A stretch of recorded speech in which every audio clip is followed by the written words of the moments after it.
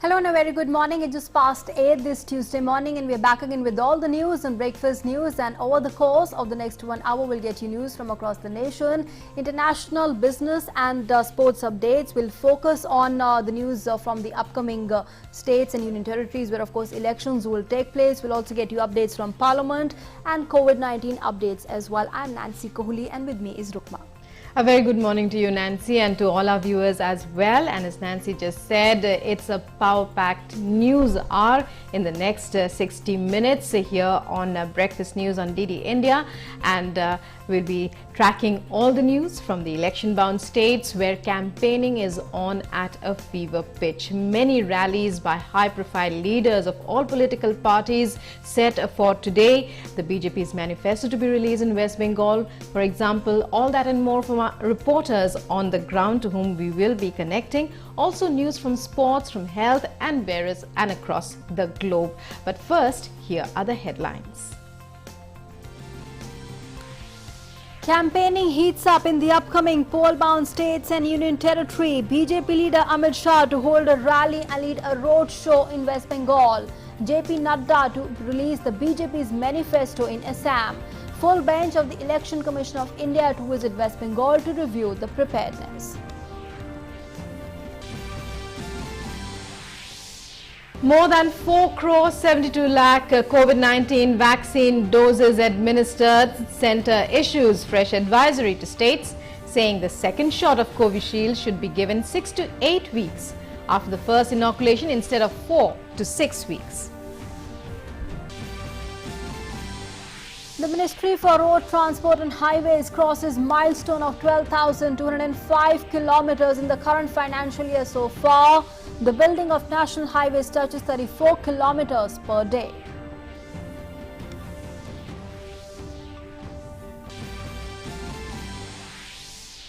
Gandhi Peace Prize announced. Bangabandhu Sheikh Mujibur Rahman announced as recipient of the honour for the year 2020, and Oman's late Sultan Qaboos bin Said gets the honour for 2019. India and Pakistan to hold the first meeting in 3 years of the Permanent Indus Commission that deals with water rights on the Indus River today in New Delhi.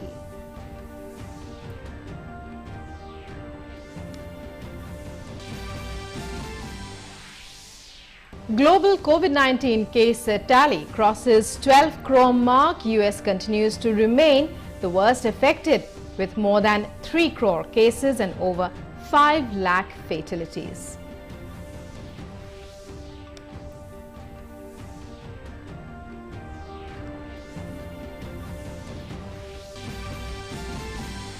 India to take on England in the first one-day international of the 3-match series in Pune. After winning the Test and T20 series, India eyes the ODI series.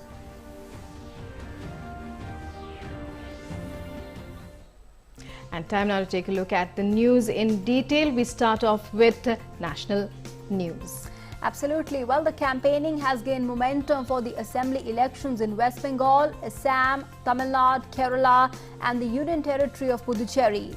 The leader of various political parties are leaving no stone unturned to woo the voters. The BJP National President JP Nadu will release the party's manifesto in Guwahati. And in West Bengal, the Union Home Minister Amit Shah will address a public rally at the Kishan Mandi Math in Lok Sabha. He'll also be leading a road show at the Kirani Tala to Golakwa Chowk in Medinipur. JP Nadu will also hold a road show at the Ghatal town in West Bengal.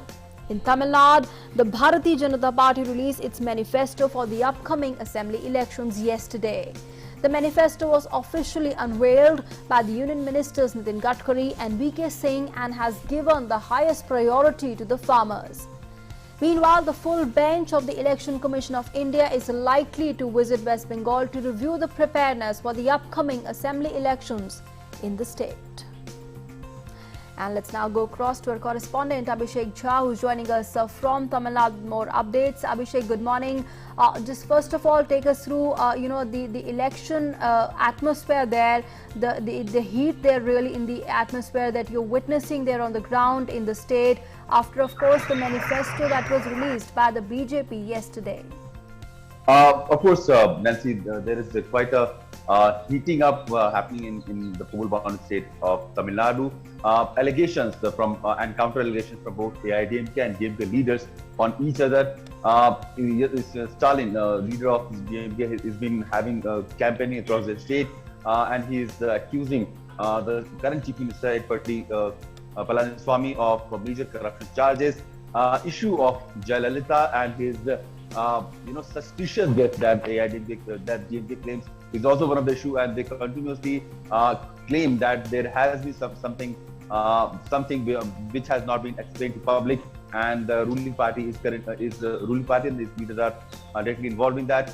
Apart from that, AIDMK is putting forward its good work or development work of the past 5-10 years in front of people. Sure. And they are asking them to judge on the basis of that. Talking about the other aspect, Prime Minister's rally is expected to happen in this week. He's expected to campaign for this BJP leader, BJP State President Al Murugan in Dharampur, and probably he will have a rally in support of NDA in Nagarkoil near Kanyakumari also in the days to come. Right, Abhishek, and when we talk about coalitions, how are coalitions shaping up? How does the seat sharing, how does it look between the various political parties that are allies and so on? Rusma, as we know that largely this state is divided between the two posts of AIDMK and DMK-led alliances. Congress is part of the DMK alliance, and it has been given almost 25 seats. BJP has also got 20 seats in alliance with AIDMK, because both these national parties, they might have a good and strong footing across the nation and in various states, but in southern state of Tamil Nadu, it's only this Dravidian movement and these two parties, AIDMK and DMK, which has emerged from that movement, holds the sway. And this is what both these national parties have made peace with being a small alliance partner in this larger context of political game in this state. BJP, however, released its manifesto yesterday, and it said that it has promised 50 lakh jobs per year to the people. It has also said that there will be an anti-conversion law to stop people converting to another religion out of fear or allurement, and there will be an anti-cow slaughter law also in this state. Congress and other DMK parties, they have continuously been making corruption one of the issue in the state. Meanwhile, Kamal Hassan, the party leader of MNM and the chief minister face of MNM, he has also said that he is kind of getting some threatening from Central Investigation Agency, and he's ready to face any sort of raid. So all sort of political statements are being made, allegations and counter allegations are being made against the opponents in this state assembly elections. Okay. All right, Abhishek Jha, thanks very much for joining us for the moment and sharing with us all those updates there from on the ground in Tamil Nadu as far as the upcoming elections there in the state is concerned. Let's also now go across to our correspondent Rajiv Bhattacharya, who's joining us from West Bengal this morning. Rajiv, good morning. Of course, the election fever there across the state reaching a crescendo, and political leaders of various political parties, leaving no stone unturned to woo the voters there. Just take us through what you're witnessing on the ground in terms of the political fever there reaching a feverish pitch. Good morning, viewers. Actually, this is just the first phase. So, well, we're going to see more and more people coming in for the elections, campaigning. Today, of course, the high-profile leaders are in the state, including Union Home Minister Amit Shah, BJP State President JP Nada, host of other leaders, and of course, you have people from the opposition parties from center, that is, moving across the state, and also you have the West Bengal Chief Minister Mamata Banerjee crisscrossing the state. All energies right now are being concentrated in the western part of the state. That is the districts of Purulia, West Midnapur, East Midnapur, Jhargram, and Bankura, because these are the places, these are the 5 districts where 30 seats, 5 districts, 30 districts spread across 5 districts. This is the first phase of the poll, and therefore all energies of leaders are being concentrated in these 5 districts. Right. And the strategy being adopted by the leaders is holding road shows or public meetings, and candidates and other leaders are holding small rallies, door-to-door campaigns, mostly in the mornings and in the evenings, because you see it's also summer. The scorching summer sun is an impediment to campaigning, and it's a major problem for political party workers to move around in this heat and campaign effectively. Therefore, most energies are being concentrated in the morning or in the evenings, but all in all, a hectic campaigning going on. Nancy?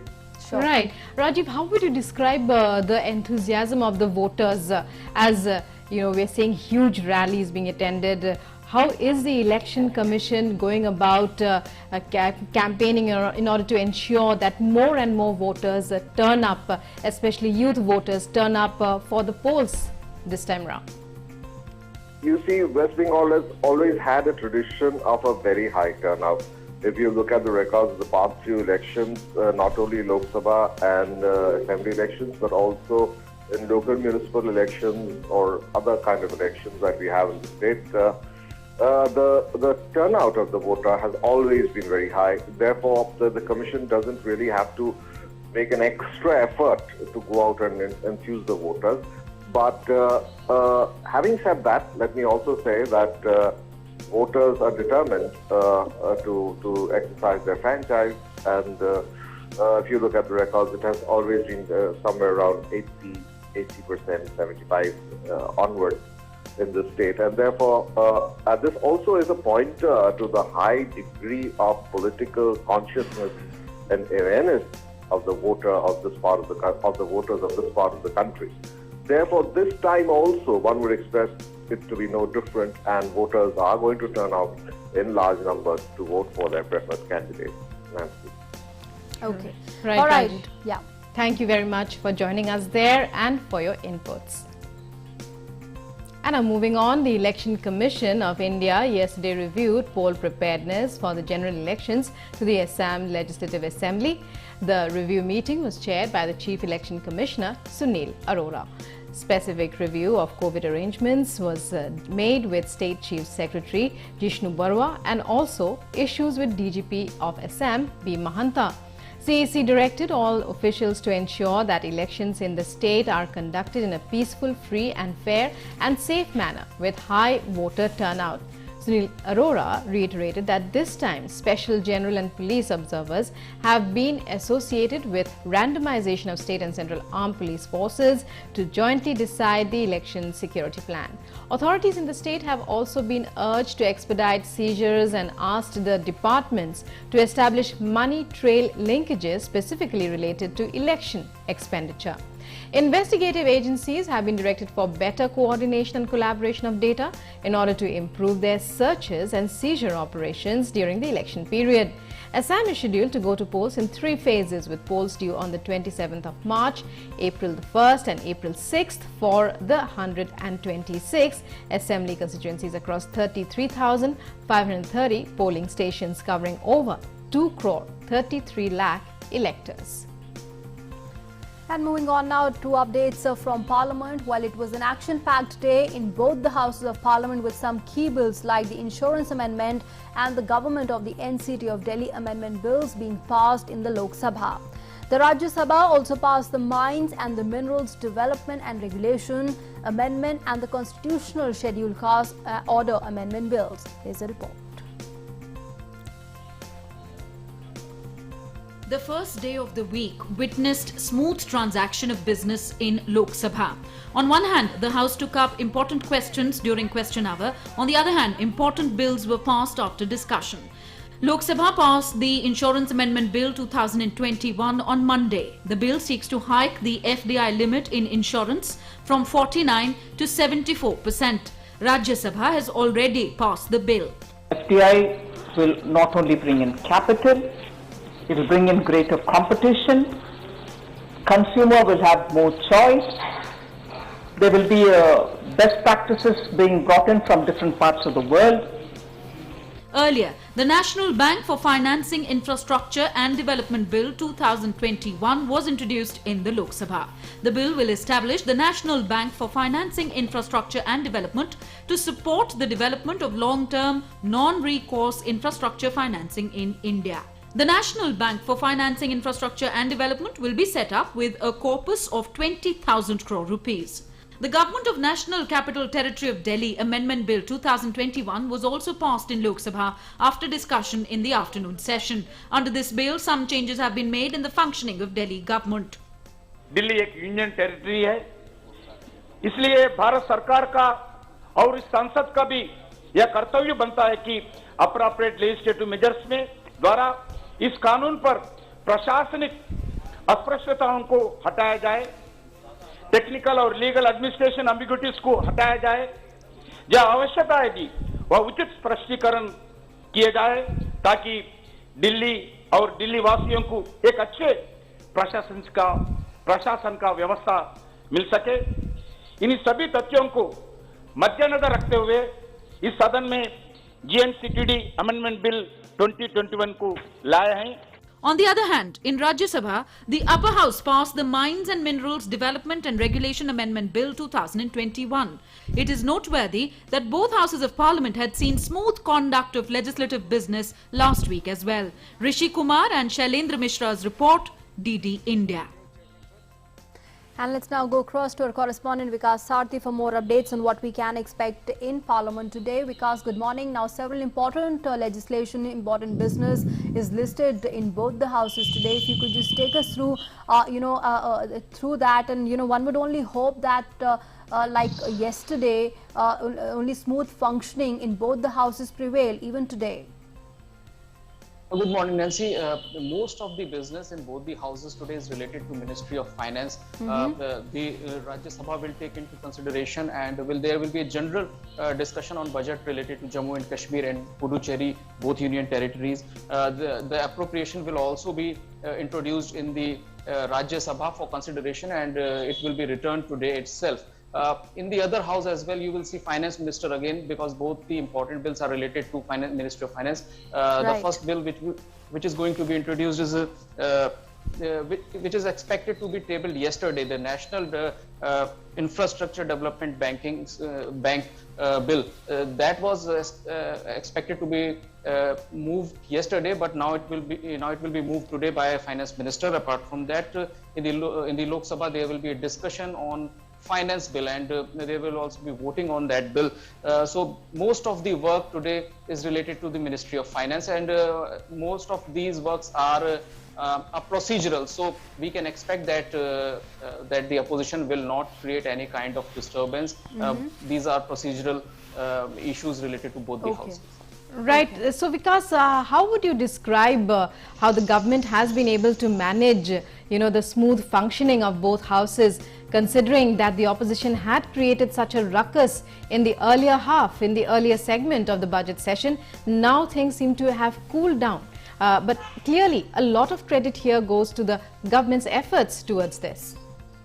Right, Rukma. What we saw in the initial 2 days of the second leg of budget session, that opposition created ruckus in both the houses. But as I was telling you earlier, these are procedural.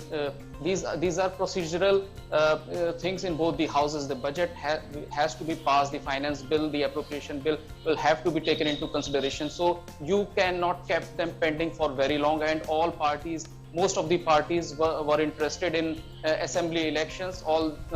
All parties which have a stake in these assembly elections, they wanted that the usual business should be completed as soon as possible, so they have plenty of time to strategize for elections. So on that point, most of the parties were on board, and what we saw in first couple of days, generally leader of opposition parties, MPs of opposition parties do such things whenever both the houses reconvene. They want to give a message that that they are in the house. They want to send a message about their presence in both the houses, and they are involved in raising issues related to the common man. So these are the strategies of opposition MPs. They want to be heard by the chair as well as their voters.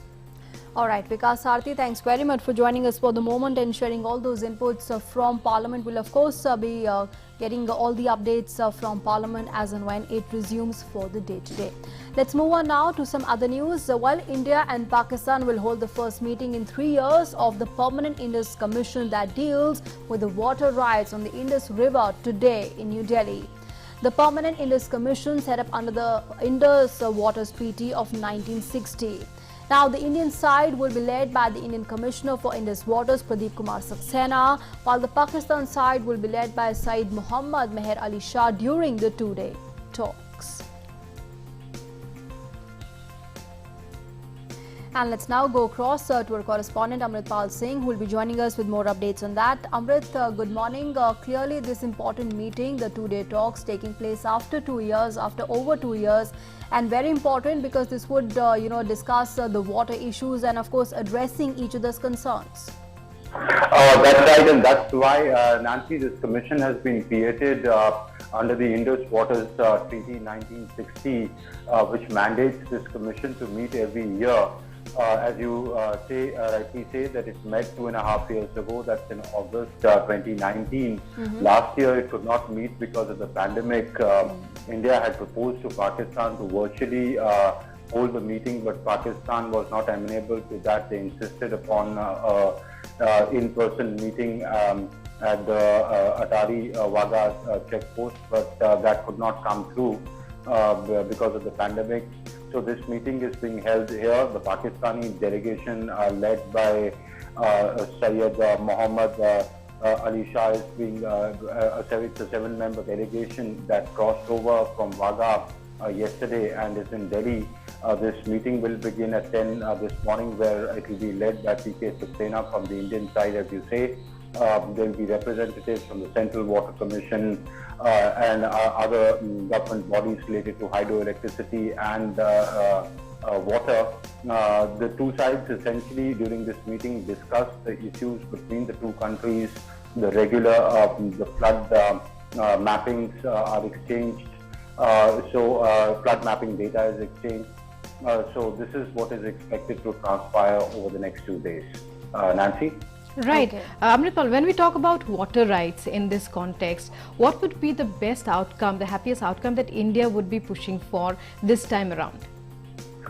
Look, India is the upper riparian state. Generally, the lower riparian states have an issue because the water flows from India into Pakistan. The 6 rivers are covered under this treaty, which are discussed. Pakistan generally raises objections on the hydroelectric projects that India conducts, makes over these rivers.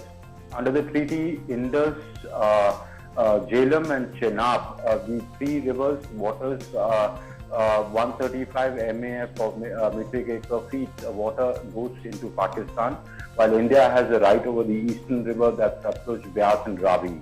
However, India can construct hydroelectric power projects, which India has constructed on the western rivers, that's Indus, Chenab and Jhelum. Pakistan generally has issues about the design of that. In fact, sources tell us that they might raise objections to 2 hydroelectric projects that India is constructing over the Chenab River. These issues were raised the last time at the last meeting as well. They relate to design, but India reasserts its right to use the waters as mandated by the treaty. India can make the run of the river projects over them without affecting the water flow or the total water that flows into Pakistan. So if Pakistan raises these issues as is expected this time around, India will share the designs with them and tell them that how it complies by the Indus Waters Treaty. Absolutely, and there's also a statement that's come in ahead of the meeting, Amrit, and that's why Mr. Saxena, which says that India is committed towards full utilization of its rights under the treaty and believes in amicable solution of the issues through discussion, quote unquote. So clearly, amicable solution would be found even after Pakistan raises objections to these hydroelectric projects there by India. To be fair, Pakistan has a right to raise these issues, and that is why this commission under the Waters Treaty was constituted, and it's a statutory body which which has to mandatorily meet every year. Last year they could not meet because of the pandemic, and Pakistan has every right to raise those issues. And as PK Saxena expressed, India would put forth its view that how it's complying by the treaty, right, and how these projects do not affect the total amount of water flow into Pakistan, and the designs comply by what is mandated by the treaty. In fact, this treaty, despite India and Pakistan's innumerable problems that exist between the two countries and the fights that go on between the two countries, Indus Waters Treaty is one thing that both countries have reposed faith in, and it has worked wonderfully well for the past 60 years or so that it has been in existence. Sure. So, issues are raised, issues are addressed at this forum. All right, Amrit, thanks very much for joining us for the moment and sharing all those details. We'll, of course, be keeping a close watch there on the developments there as and when that meeting takes place at 10 this morning. And now moving on, the battle against COVID-19 in the country is still very much on. 46,951 fresh cases were registered across the country in the past 24 hours in states like Maharashtra, Punjab, Karnataka, Gujarat and Madhya Pradesh accounted for 80.5% of them. A variety of measures are being undertaken to combat the surge in cases, while the vaccination drive is also being accelerated. A new advisory was issued by the centre today related to the administration of the second shot of Covishield. Here are the details. Centre has advised states to increase the interval between 2 doses of Covishield after first dose. The Health Ministry has said that protection is enhanced further if the second dose of Covishield is administered between 6 to 8 weeks. On the other hand, the pace of vaccination drive continues to gather momentum. The total vaccination coverage in India has crossed the 4.5 crore mark. However, a surge in COVID cases in many states remain a cause of concern. Madhya Pradesh has announced an initiative, Sankalp Abhiyan, to raise awareness about importance of wearing masks and practicing social distancing. In Bihar and Uttar Pradesh, various measures are being taken to prevent the spread of coronavirus infection. सब लोगों से आग्रह करेंगे कि सजग और सचेत रहिए। दूसरे कई देशों में बढ़ने लगा, अपने देश के कई राज्यों में बढ़ने लगा, हमारे यहाँ भी थोड़ा थोड़ा बढ़ने लगा, तो हम लोगों को सचेत रहना है और सचेत रह करके इन सब चीजों पर जरूर एकदम बिल्कुल काम कीजिए संक्रमण की स्थिति में। तो ये हमारा आप सब लोगों से आग्रह है।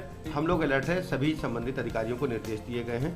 जो कोविड हॉस्पिटल्स हैं उनको हम रिवाइव कर रहे हैं, उनको दोबारा शुरू कर रहे हैं और किसी भी स्तर पर कोताही न बरती जाए, इसके लगातार निर्देश अनुरोध किए जा रहे हैं।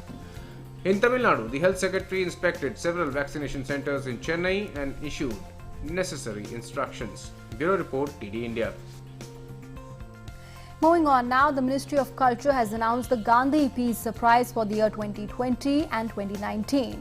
The Gandhi Peace Prize for the year 2020 is being conferred on the Bangabandhu Sheikh Mujibur Rahman. The jury selected the name of Sheikh Mujibur Rahman in recognition of his outstanding contributions towards social, economic and political transformation through non-violent and other Gandhian methods. Prime Minister Modi said, and I quote, "The Gandhi Peace Prize 2020 has been conferred on Bangabandhu Sheikh Mujibur Rahman, one of the greatest leaders of our subcontinent. Year 2020 marked the birth centenary of Bangabandhu. He remains an icon of indomitable courage and tireless struggle for his millions of admirers." Unquote. Now, the jury for the prize, chaired by Prime Minister Modi and comprising the Chief Justice of India and the leader of the single largest opposition party in the Lok Sabha, unanimously selected the name of Bangabandhu Sheikh Mujibur Rahman for the award. The Lok Sabha Speaker Om Birla and the founder of the social service organization Sulabh, Bindeshwar Pathak, were the other eminent members of the jury. Now, the Gandhi Peace Prize for the year 2019 is being conferred on late Sultan of Oman, Qaboos bin Said Al Said. Prime Minister Modi has tweeted, and I quote, "His Majesty Sultan Qaboos bin Said was a strong advocate of India-Oman friendship and took special care of the welfare of the Indian community in Oman. I cherished my interactions with His Majesty and benefited from his wise insights on many subjects." Unquote. Now, the Gandhi Peace Prize is an annual award instituted by the Government of India since 1995, the 125th birth anniversary commemoration year of Mahatma Gandhi. The award carries an amount of 1 crore rupees, a citation, a plaque and an exquisite traditional handicraft or handloom item. And taking India-Afghanistan strategic partnership forward, External Affairs Minister Dr. S. Jaishankar warmly welcomed Afghanistan's Foreign Minister M. Hanif Atmar in New Delhi yesterday.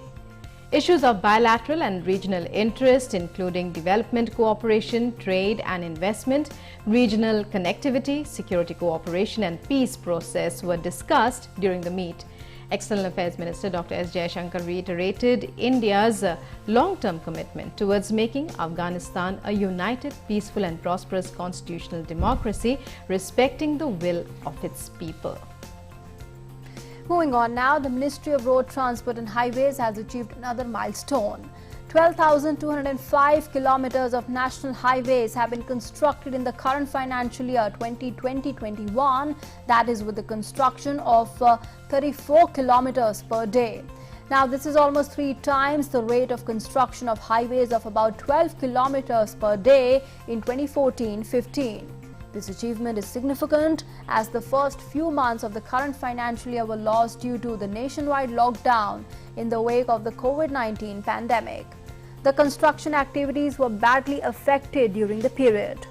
On the 1st of March this year, the Union Road Transport and Highways Minister Nitin Gadkari had announced achieving the target of constructing 11,000 kilometers of national highways. That's 1 month ahead of schedule. The ministry in the last few years has taken several initiatives to increase the pace of highway construction across the country. And the jury for the 67th National Film Awards announced the winners for the year 2019 in New Delhi yesterday. The jury comprised eminent filmmakers and film personalities from across the Indian cine world. Late actor Sushant Singh Rajput lead Chichore bags the Best Hindi Feature Film Award. Kangana Ranaut gets the Best Actress honour for her stellar performances in Manikarnika and Panga. Manoj Bajpayee and Dhanush judged joint recipients of the Best Actor Award. The jury for the 67 National Film Awards announced the winners for the year 2019 in New Delhi on Monday. The jury comprised of eminent filmmakers and film personalities from across the Indian cine world. Hindi film An Engineered Dream has bagged the award for the best non-feature film, while Marakkar Arabikaladinte Singham has taken home the award for best feature film. Kasturi has been awarded the best children's film. Hindi films won big in the feature film category.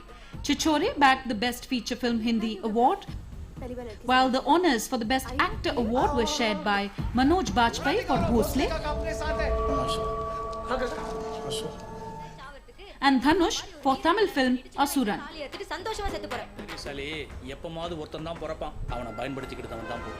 Kangana Ranaut won the Best Actress Award for her performance in Manikarnika and Panga.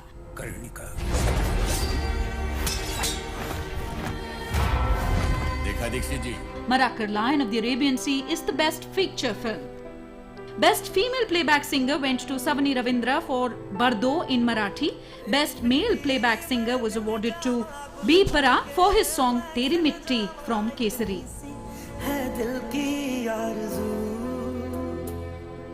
Sikkim has bagged the award for being the most film-friendly state. Her director कोई ना कोई एक बहुत अच्छा thought, inspiring thought लेकर के आया था सामने. अब किसी ने उस पर कितनी अच्छी फिल्म बनाई, किसका ये, उसके ऊपर अवार्ड डिसाइड होते हैं. लेकिन every film had some really take away from that. Interestingly, these awards felicitated 2 films made on the murder mysteries of 2 great leaders, Netaji Subhash Chandra Bose and former Prime Minister Lal Bahadur Shastri. Jahan Gumnami was awarded the best Bangla film and the Tashkent File bagged the best screenplay award. काफ़ी बड़ी तादाद में जो आपके जो नए film makers हैं, young film makers हैं, वो फिल्में बना रहे हैं. और हमारे पास करीब अगर हम देखेंगे 203 फिल्में जो हमने देखी, उसमें से रफली 95-96 जो फिल्में थी वो डेब्यू फिल्म मेकर्स की थी. वो जो पहली बार इन्होंने फिल्म बनाई है वो थी. जिन किताबों में सिनेमा को एनालाइज किया जाता है या सिनेमा के कल्चर को एनालाइज किया जाता है, उसमें ज़्यादा दिलचस्पी हमारी है, क्योंकि हमने उस तरह की किताबों को या उस तरह के क्रिटिसिज्म को हमने ज़्यादा मतलब देखा, कंसिडर किया। Here is the list of prominent awards. Indira Gandhi Award for Best Debut Film of a Director went to Muthukutti Xavier for Helen in Malayalam. Award for Best Popular Film providing wholesome entertainment went to Maharishi in Telugu. Nargis Dutt Award for Best Feature Film on National Integration was backed by Taj Mahal in Marathi. Best Film on Social Issues went to Anandi Gopal in Marathi. Best Film on Environment Conservation Preservation was backed by Water Burial in Munpa. Best Children's Film Kasturi, Hindi. Best Direction Bahattar Hure, Hindi. And Best Music Direction went to D. Imman for Viswasam in Tamil. A total of 461 films were in the fray for the awards in the feature film category, while more than 200 films had competed in the non-feature film category. Nitendra Singh's report, DD India. And let's now move on and get you news from around the world in a segment across the globe.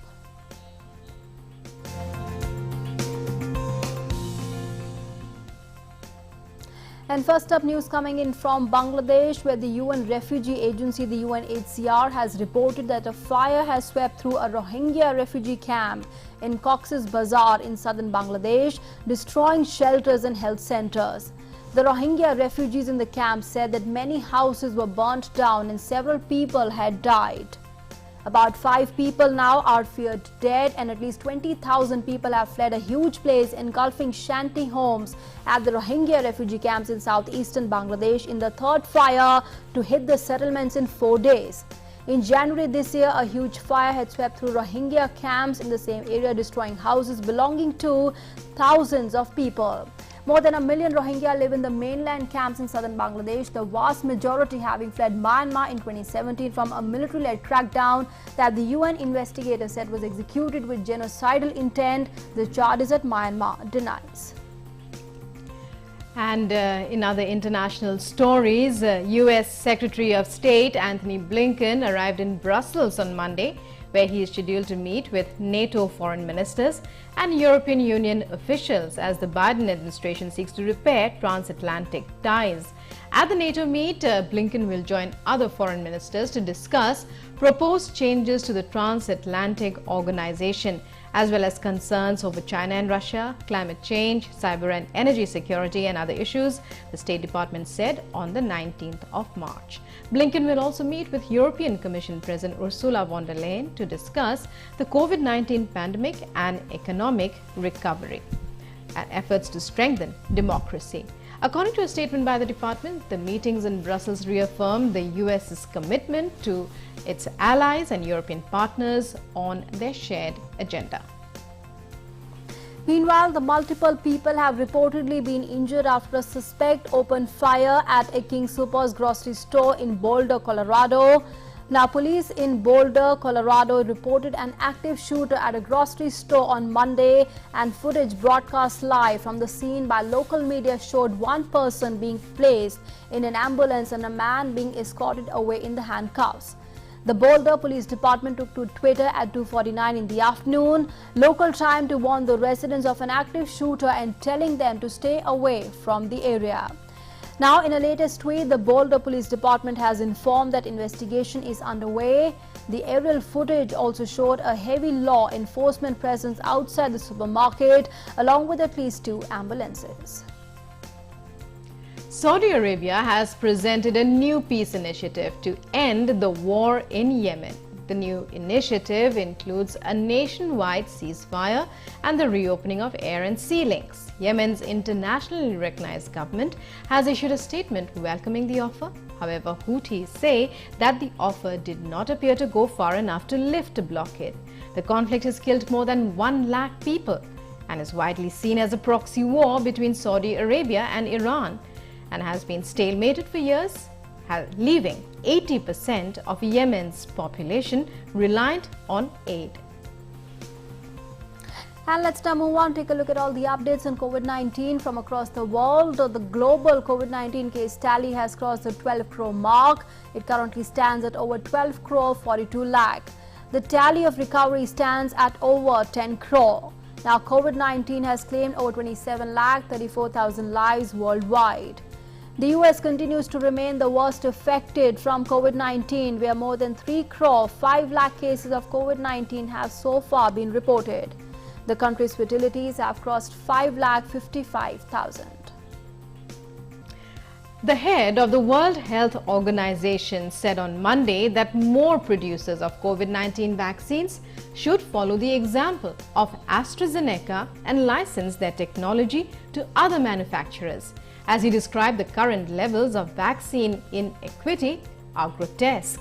WHO Director General Tedros Ghebreyesus noted the drug makers' interim data from trials found the vaccine, developed in conjunction with Oxford University, was 79% effective in preventing symptomatic COVID-19 and crucially posed no increased risk of blood clots. According to him, data showed the Oxford AstraZeneca vaccine was safe and effective. The Geneva-based body urged vigilance as case numbers are rising in several regions, including in Europe, driven partly by virus variants that transmit more easily.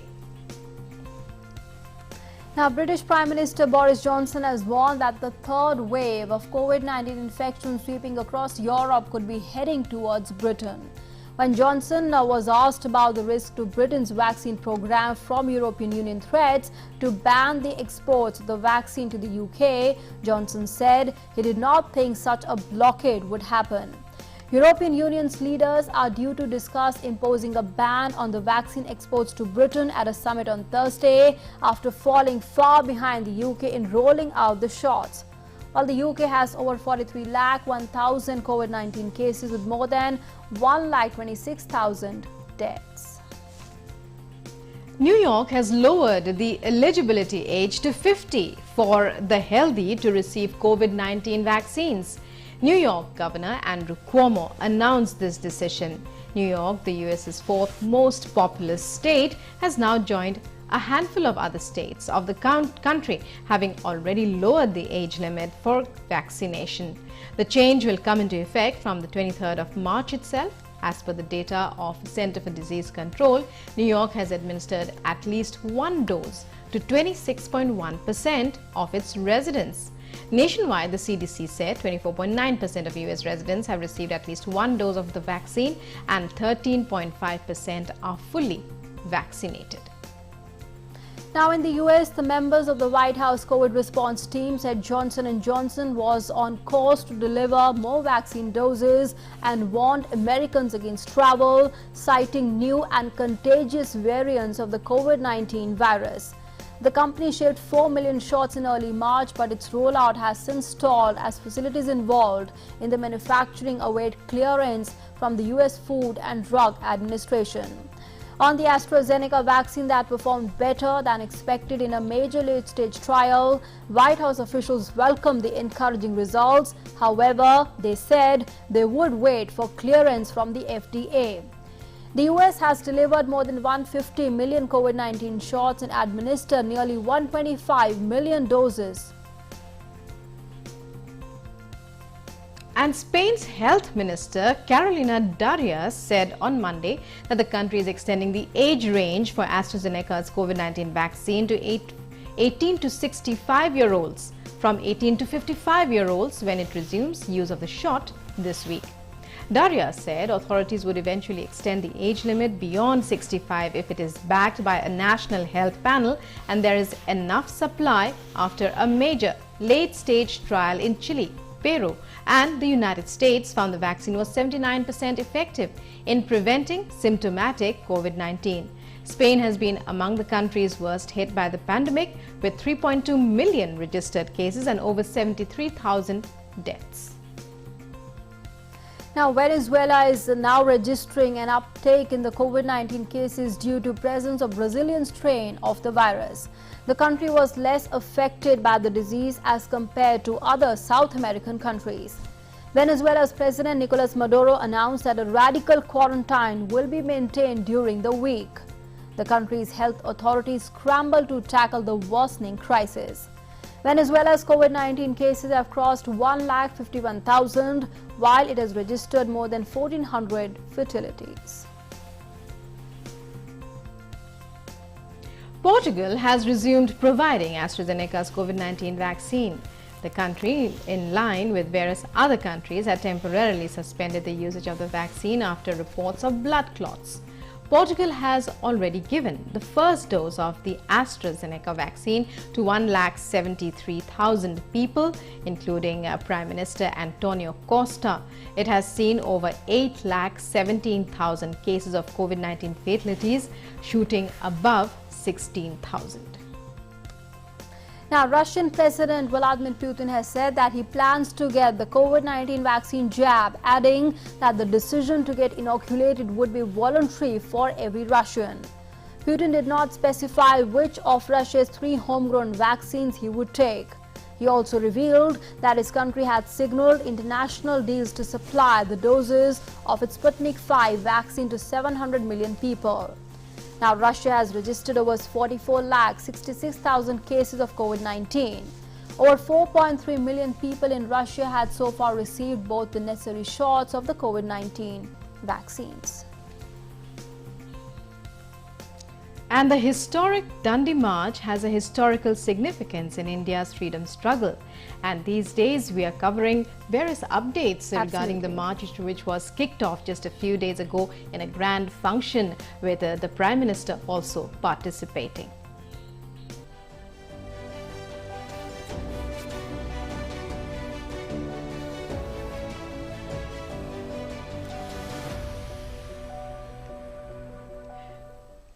The Dhandayatra reached Jammusar yesterday. The yatra was received enthusiastically by children, women of Jammusar.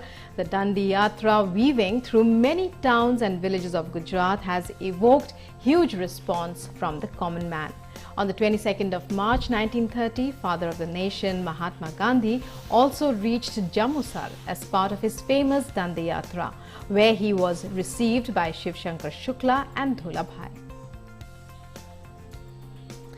And today is the birth anniversary of Dr. Ram Manohar Lohia, a socialist thinker. Lohia was a strong advocate of rights and civil liberties. He considered civil liberties rights as the foundation for fostering and strengthening democracy in the country and the world. On this occasion, Prime Minister Modi has tweeted, and I quote, a tribute to the great freedom fighter and socialist thinker Dr. Ram Manohar Lohia ji on his birth anniversary.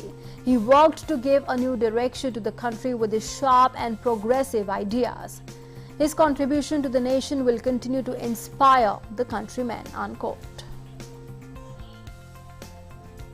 And today is the Shahidi Divas as well. This day is observed to honor the martyrdom of freedom fighters Bhagat Singh, Sukhdev and Rajguru. The 3 were given death sentence in the Lahore conspiracy case, in which an assistant superintendent of police, John P. Saunders, was shot in Lahore on 17 December 1928. Prime Minister Modi on the occasion has paid homage to the 3 great revolutionaries. In a tweet, the Prime Minister has said, and I quote, heartfelt tribute to freedom revolutionaries Bhagat Singh, Sukhdev and Rajguru on their Shahidi Divas. These 3 sons of Ma Bharati will continue to remain a source of inspiration for each of our generation. Jai Hind, unquote. And with that, let's move on now to our next segment and get you news from around the World Wide Web in Web News Review.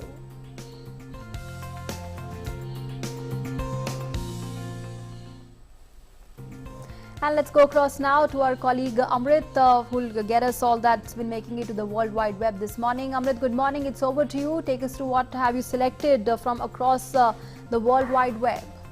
Good morning, Nancy and Rukma. I've chosen to lead the web portal review with the news from Times of India. It says Karnataka decides to extend the quota beyond 50%. Now, the Karnataka government on Monday made a strong case in the Supreme Court, saying it is the prerogative of the state government to extend the reservation in jobs and education beyond the cap of 50%. The Supreme Court member had issued a notice to the state saying that seeking the response in the 1992 Indira Sahni verdict given by a 9-judge bench, whether it needed to be re-examined.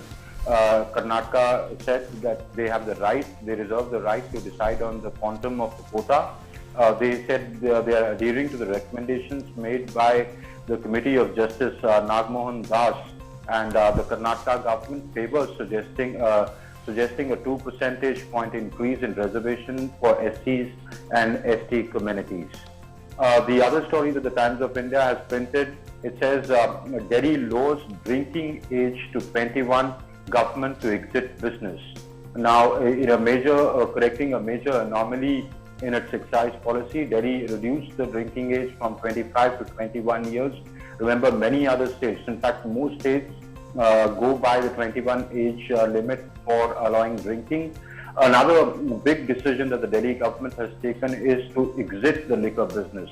What remains to be seen is that how they will make up for the revenue losses, because alcohol contributes a large to the by way of excise to the state exchequer. The other story that's made it to the web portal Money Control, it says AstraZeneca Oxford University COVID-19 vaccine shows 79 efficacy in US phase 3 trials.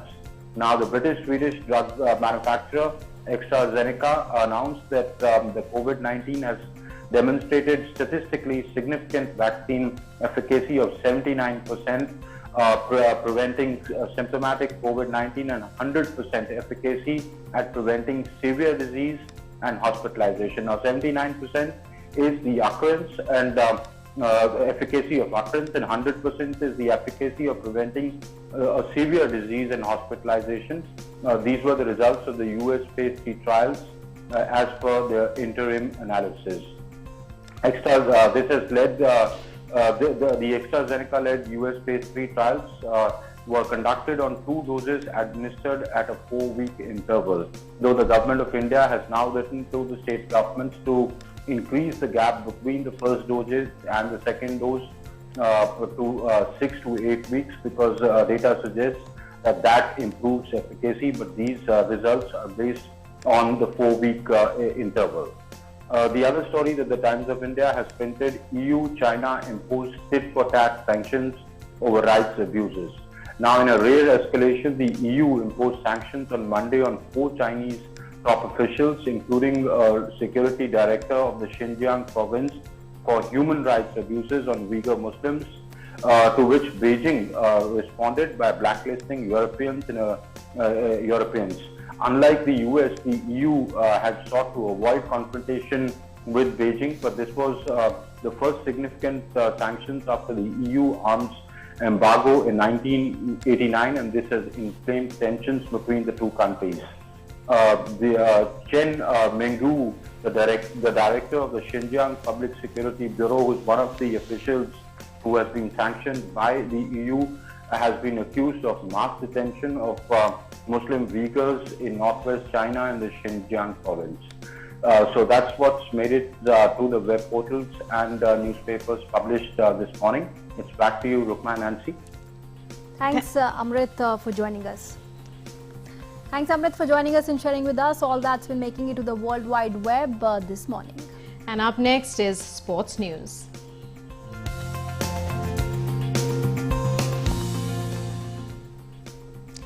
And we begin by talking about the T20 series where Team India will now look to continue their dominance in the longer version of the game. In the 50-over format, all 3 matches will be played in Pune, and the first match will be played today. We tell you more in this report.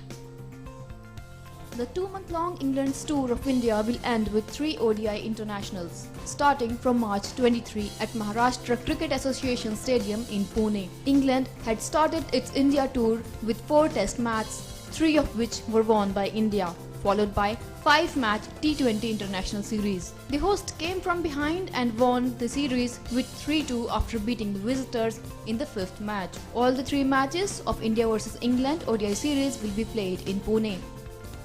The series is also part of ICC Cricket World Super League, also known as ODI Super League, which will help to determine the terms of the ICC ODI World Cup 2023. The top 7 teams on the ICC ODI Super League, apart from the host, will automatically make to the ICC World Cup 2023 in India.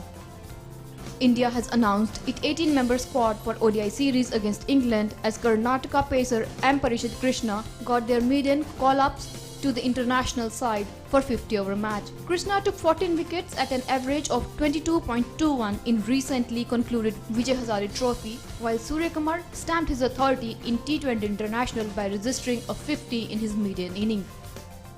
On the other side, fast bowler Jofra Archer has been ruled out of the England squad for the 3-match ODI series, for which a 14-member squad was announced by England and Wales Cricket Board. England Test captain Joe Root has been also excluded from the squad. 3 additional players, Jake Ball, Chris Jordan and David Millan, will be in the squad as cover. All the 3 players have been in India for the T20 International Series in Ahmedabad.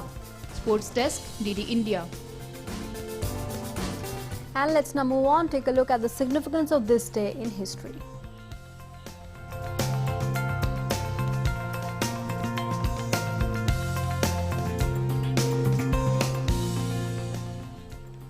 G.D. Nadu, an Indian inventor and engineer who is also referred to as Edison of India, was born at Kalaigal of Coimbatore on this day in 1893.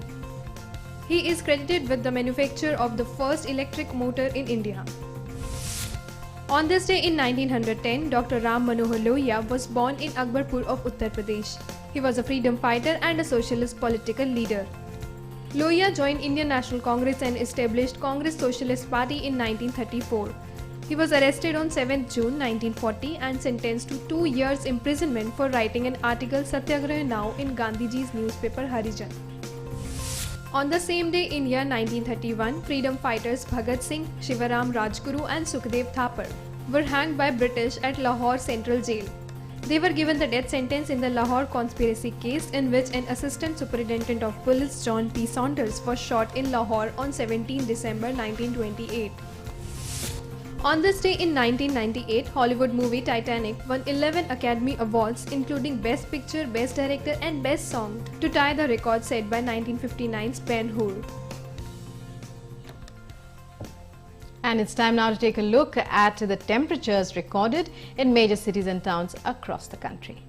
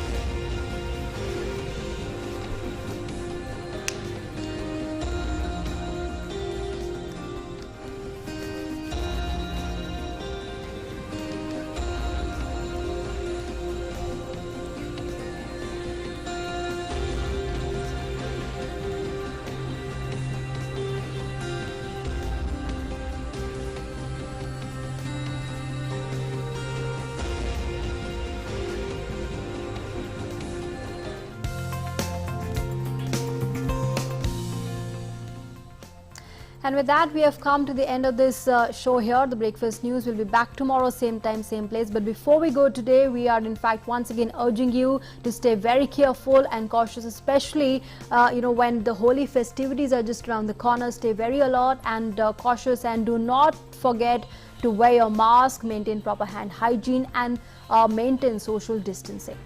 And as always, we leave you with mesmerizing visuals. Today they are of a Turkish media artist who creates these amazing visuals with artificial intelligence. Take a look and enjoy. Namaskar.